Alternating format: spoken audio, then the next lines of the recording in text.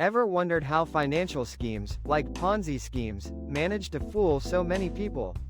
The answer lies in the numbers. Today, we're diving into the mathematical inevitability of Ponzi schemes, exploring why they're destined to collapse. Much like the intricate house of cards they resemble, a Ponzi scheme is fundamentally a swindle. It promises high returns with little to no risk, attracting investors who are lured by the prospect of easy money. The scheme operates by using the money from new investors to pay off existing investors. This creates the illusion of profitability, encouraging more people to invest. The first red flag is always the promised returns.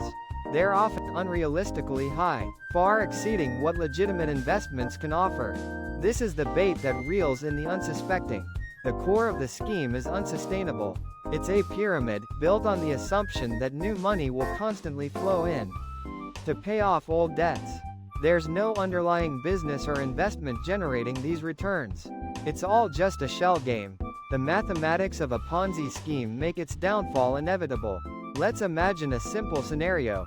Suppose a Ponzi schemer promises a 10% return per month. To pay the existing investors, they need to attract new investors each month. The amount of new money required grows exponentially. Initially, the schemer might need a small amount of new investment. But as the months pass, the amount balloons. To keep up with the promised returns, the schemer has to continually find more and more investors. This is where the house of cards analogy comes into play. Each layer of new investors supports the previous layers, but the structure becomes increasingly fragile. As the scheme grows, the schemer needs to attract an ever-increasing number of investors just to stay afloat. Eventually, it becomes impossible. The pool of potential investors dries up, or the schemer can no longer find enough new money to pay the promised returns. At this point, the scheme collapses. The collapse can be triggered by various factors, such as a market downturn that makes it harder to attract new investors, or a sudden demand from investors to withdraw their funds. Whenever the inflow of new money slows down, the entire house of cards comes crashing down. The mathematical truth is that Ponzi schemes are not sustainable. They are not investments. They are simply a redistribution of money. The early investors might profit, but the latecomers are doomed to lose everything.